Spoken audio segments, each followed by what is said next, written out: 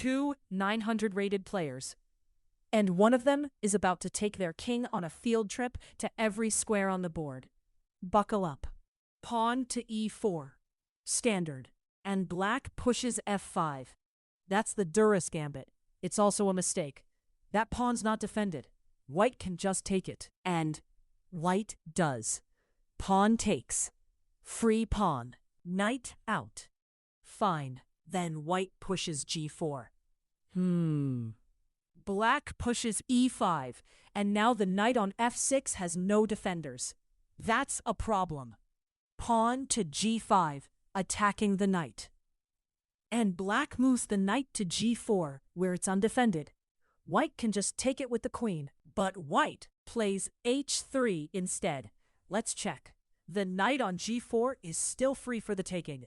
White missed it. And now the knight takes on f2. That's a fork.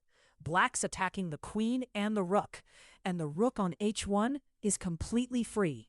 White recaptures with the king. The king takes the knight on f2. That's a choice. It loses castling rights, exposes the king, and honestly, it's the start of a very long journey. Black's queen takes the pawn on g5, and now both sides have queens roaming. Act 2 begins. Queen to g4, attacking the queen. And here's the thing. Black's queen on g5 is undefended. White could just take it. Black moves the queen to f4 with check. That's a fork. It attacks the king and the queen at the same time. But it's a mistake. White takes the queen. Trade. And the pawn recaptures. The queen's gone. Back to chess. King to f3. The king is now 3 squares from where it started. It's been 2 moves since it took the knight. This is becoming a habit. Black pushes g5, weakening the king side. Pawn takes on g6. Clean. Pawn recaptures. Fine. And the king takes on f4. That's another pawn for the king's collection. The wandering monarch strikes again. Pawn to d5. Solid. Bishop to g2. The king is on f4, and the bishop goes to g2. White's king is more active than white's pieces. That's not a compliment. Bishop to e6. Black develops. King to g3. Another square, another step in the tour. Bishop to d6 with check. The king on g3, and there's a bishop on c1 that black keeps not capturing. King to f2. The king retreats. Briefly. Knight to d7. Passive. Knight to f3. Finally, some development. Black castles queenside. Safe. Rook to e1.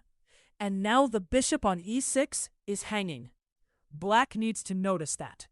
But black moves the rook to e8 instead, defending the bishop. Okay, crisis averted. Knight to g5, attacking the bishop again. Bishop to c5 with check. The king dance continues. King to f1. And this is a blunder. Black has a winning advantage now. Rook to f8 with check. Black keeps checking. King to e2. Running. Bishop takes on h3 with check. A discovered attack. The rook on e8 now sees the king. King to d1. The king is now on its 9th square of the game. We're not done. Rook takes on e1 with check. And there's a mate threat. White has to take it. King takes the rook. That's the only move. The bishop on g2 is now hanging. Bishop takes on g2. Trade. Knight to e6.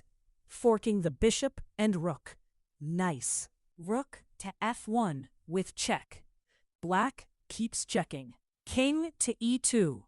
And now the bishop on c1 is hanging. Black could take it, but black plays knight to e5 instead. Missed the bishop on c1. Again, that rook is still sitting there. Knight takes on c5. White simplifies. Knight to f3. And this is a blunder. Still, This was not the move. Knight to c3. White develops. Rook to e1 with check. And this is another blunder. Black could have played knight to d4 with check, forking the king and queen. King to f2. The king attacks the rook, bishop, and knight all at once. Bishop to h1. Running. Rook to b1. Passive. Rook to g1. Attacking the bishop on c1. King to e2. And this is a blunder.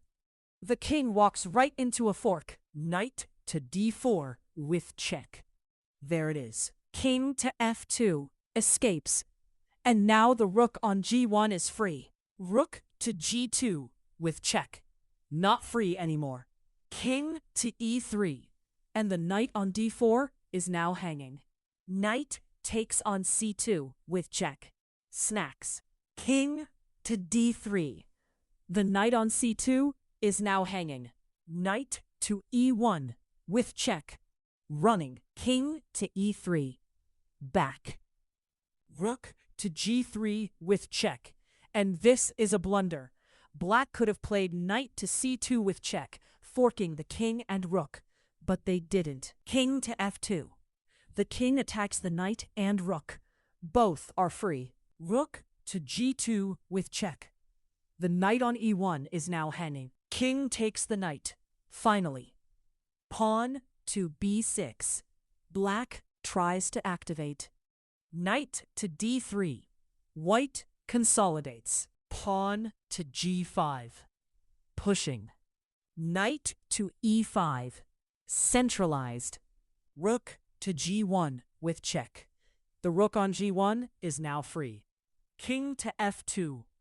Takes aim at the rook. Rook to g2 with check. Not free. King to f1. Escapes. Rook to h2. Shifting. Pawn to d4. Finally centralizing. Pawn to g4. Black's pawns are creeping forward. King to g1. And now the rook on h2 is free. Pawn to g3.